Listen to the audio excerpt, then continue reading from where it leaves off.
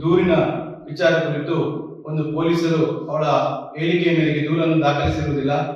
ಆ ನಂತರ ಇಡೀ ನಮ್ಮ ಬಿಲ್ಲವ ಸಂಘ ಸಂಸ್ಥೆಗಳಿರ್ಬೋದು ಅಥವಾ ಇನ್ನಿತರ ಸಂಘ ಸಂಸ್ಥೆಗಳು ಜಾತಿ ಮತ ಭೇದವನ್ನು ಎಲ್ಲ ಬಿಟ್ಟು ಒಂದು ಒಗ್ಗಟ್ಟಾಗಿ ಒಂದು ಹೋರಾಟ ಮಾಡಿದ ನಂತರ ನಮ್ಮ ಉಡುಪಿ ಜಿಲ್ಲೆಯ ಪೊಲೀಸ್ ವರಿಷ್ಠಾಧಿಕಾರಿ ಎಚ್ಚೆತ್ತುಕೊಂಡು ಆ ದೂರನ್ನು ದಾಖಲಿಸಲಾಗಿದೆ. ಇವತ್ತು 17 ತಾರೀಕಿಗೆ ದೂರು ದಾಖಲಾಗಿದೆ. ಆದರೆ ಇವತ್ತು ಕೂಡ ಯಾವುದೇ ರೀತಿಯ ತನಿಖೆ ಆರಂಭವಾಗಿಲ್ಲ. ಈಗ ಮುಖ್ಯವಾಗಿ ಅದರಲ್ಲಿ ಅಕ್ಷತಾ ಪೂಜಾರಿ ದೂರು ಕೊಟ್ಟರೆ 3 ಪೊಲೀಸ್ ಸಿಬ್ಬಂದಿಗಳಿದ್ದಾರೆ. ಇವತ್ತು ಕೂಡ ಅವರನ್ನು ಅಮಾನತು ಮಾಡತಕ್ಕಂಥದ್ದು ಕೆಲಸ ಕೂಡ ಆಗಿಲ್ಲ. ಹಾಗೆ ಅವರು ದೂರು ಕೊಟ್ಟ ನಂತರ ಇವರು ತನಿಖೆ ಆರಂಭ ಮಾಡಬೇಕಿತ್ತು. ಇವತ್ತು ಕೂಡ ತನಿಖೆಯನ್ನು ಆರಂಭ ಮಾಡಲಿಲ್ಲ. ಇಲ್ಲಿ ಯಾಕೆ ಈ ರೀತಿ ನಮ್ಮ ಪೊಲೀಸ್ ಇಲಾಖೆ ಮಾಡ್ತಾ ಇದೆ ಅಂತ ನಮ್ಗೆ ಗೊತ್ತಾಗ್ತಾ ಇಲ್ಲ. ಅದೇ ಈ ನಿಟ್ಟಿನಲ್ಲಿ ನಾವು ಮೊನ್ನೆ ಕೂಡ ಒಂದು ನಮ್ಮ ಸಮಾಜದ ಸಭೆಯನ್ನು ಕೂಡ ಕರೆದು ಇದರ ಬಗ್ಗೆ ಮುಂದೆ ಏನ್ ಮಾಡಬೇಕು ಅನ್ನೋ ಬಗ್ಗೆ ಚರ್ಚೆ ಮಾಡಿದ್ದೇವೆ.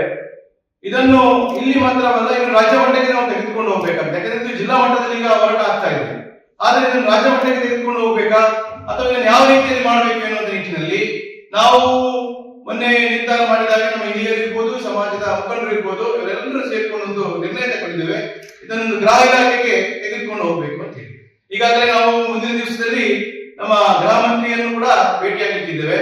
ಹಾಗೆ ವಿಚಾರ ಏನಂತ ಹೇಳಿದ್ರೆ, ಇವತ್ತು ಅಕ್ಷತಾ ಪೂಜಾರಿ ಒಂದು ಪ್ರಕರಣ ದಾಖಲಾದ ನಂತರ ಆ ಪ್ರತಿಭಟನೆಯಲ್ಲಿ ಯಾರು ಭಾಗವಹಿಸಿದರೆ ಅವರ ಮೇಲೆ ಕೂಡ ಸುಮೋಟೋ ಪ್ರಕರಣವನ್ನು ದಾಖಲು ಮಾಡಿದ್ದಾರೆ. ಇವತ್ತು ಪೃಥ್ವಿರಾಜ್ ಶೆಟ್ಟಿಯ ಮೇಲೆ ಸುಮೋಟೋ ಪ್ರಕರಣ ಇದರಲ್ಲಿ ಪ್ರತಿಭಟನೆಯಲ್ಲಿ ಭಾಗವಹಿಸಿದ ಬಗ್ಗೆ ಇರ್ಬೋದು ಮತ್ತು ಅವರು ಏನು ವ್ಯವಹಾರ ಮಾಡ್ತಾರೆ ಅದರ ಬಗ್ಗೆ ಕೂಡ ಕೇಸ್ ದಾಖಲಾಗಿದೆ.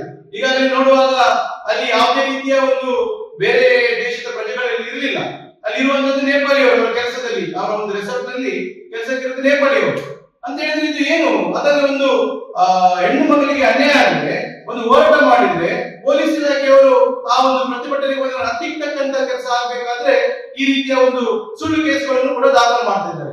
ನಮ್ಮ ಮೇಲೆ ಏನೊಂದು ಸುಮೋಟೋ ಕೇಸ್ ಪ್ರಕರಣ ದಾಖಲು ಮಾಡಿದರೆ ಅದು ಏನಂತ ಹೇಳಿದ್ರೆ ಮೈಕಿಗೆ ಪರ್ಮಿಷನ್ ತಗೊಳ್ಳಿಲ್ಲ ಅಂತ ಹೇಳಿ. ಆ ಮೈಕಿನಲ್ಲಿ ನಾನು ಮಾತ್ರ ಅಲ್ಲ, ಅಲ್ಲಿದ್ದಂತ ಅಡಿಷನಲ್ SP ಅವರು ಕೂಡ ಮಾತಾಡಿದ್ದಾರೆ, ಅಡಿಷನಲ್ DC ಅವರು ಕೂಡ ಮಾತಾಡಿದ್ದಾರೆ, TSP ಅವರು ಮಾತಾಡಿದ್ದಾರೆ. ಹಾಗಾದ್ರೆ ಅವರ ಮೇಲೆ ಏನು ಕ್ರಮ ತೆಗೆದುಕೊಳ್ತೀರಿ ನಿಮ್ಮ ಪೊಲೀಸ್ ಇಲಾಖೆ? ಇದರ ಬಗ್ಗೆ ನೀವು ಗಮನ ಹರಿಸಬೇಕು. ಹಾಗೆ ಇವತ್ತು ನಮ್ಗೆ ನಮ್ಮ ಇಲ್ಲಿಯ ಪೊಲೀಸ್ ವರಿಷ್ಠಾಧಿಕಾರಿಯವರು ತಕ್ಷಣ ಆ ಒಂದು ಪ್ರಕರಣ ಏನು ದಾಖಲಾಗಿದೆ ಅದರ ಬಗ್ಗೆ ಶೀಘ್ರವಾಗಿ ಒಬ್ಬ ತನಿಖಾಧಿಕಾರಿ ನೇಮಿಸಬೇಕು. ಮತ್ತೆ ಆ ಸಿಬ್ಬಂದಿ ಯಾರಿದ್ದಾರೆ ಅಲ್ಲಿ ಹೋದವರು ಅವರನ್ನು ಅಮಾನತು ಮಾಡಬೇಕು. ಮತ್ತೆ ಆ ಒಂದು ಫೇಕ್ FIR ಅನ್ನು ಮಾಡಿದಂತ ಅಕ್ಷತಾ ವಿರುದ್ಧ ಒಂದು ಫೇಕ್ FIR ಏನಾಗಿದೆ ಅದನ್ನು ತಯಾರಿಸಿದಂತ ಅಧಿಕಾರಿ ಯಾರಿದ್ದಾರೆ ಅವರನ್ನು ಕೂಡ ಸಸ್ಪೆಂಡ್ ಮಾಡಬೇಕು ಅಂತ ಹೇಳಿ ನಾವು ಕೂಡ ಆಗ್ರಹ ಮಾಡ್ತಿದ್ದೇವೆ. ಪೊಲೀಸ್ ವರಿಷ್ಠಾಧಿಕಾರಿ ಕೂಡಲೇ ಎಚ್ಚೆತ್ತುಕೊಂಡು ಇದು ಮಾಡಬೇಕು. ಇಲ್ಲಾಂದ್ರೆ ಖಂಡಿತವಾಗ್ಲೂ ಕೂಡ ನಮ್ಮ ಈಗಾಗಲೇ ನಿರ್ಣಯ ತೆಗೆದುಕೊಂಡಿದ್ದೇವೆ, ಇದನ್ನು ರಾಜ್ಯ ಮಟ್ಟದಲ್ಲಿ ಕೂಡ ಒಂದು ದೊಡ್ಡ ಪ್ರತಿಭಟನೆ ಮಾಡ್ತೇವೆ. ಈಗ ಅವರು ಒಬ್ಬ ವಿದ್ಯಾರ್ಥಿನಿ ಕೂಡ ಆಗಿದ್ದಾರೆ. ಈಗಾಗಲೇ ನಮ್ಮ ವಿದ್ಯಾರ್ಥಿ ಸಂಘದವರು ಕೂಡ ನಮ್ಮನ್ನು ಸಂಪರ್ಕ ಮಾಡ್ತಾ ಇದ್ದಾರೆ. ಮುಂದಿನ ದಿವಸದಲ್ಲಿ ವಿದ್ಯಾರ್ಥಿಯ ಒಂದು ಇದರಲ್ಲಿ ಕೂಡ ಹೋರಾಟ ಆಗುವಂತ ಸಂಭವ ಇದೆ. ಆದ್ರಿಂದ ಇಲ್ಲಿಯ ಪೊಲೀಸ್ ಇಲಾಖೆ ಎಚ್ಚೆತ್ತುಕೊಂಡು ಈ ಪ್ರಕರಣವನ್ನು ಒಂದು ನಿಷ್ಪಕ್ಷಪಾತವಾಗಿ ಒಂದು ತನಿಖೆ ಮಾಡ್ಬೇಕಂತ ಹೇಳಿ ಆಗ್ರಹಿಸ್ತಾ ಇದ್ದೀನಿ.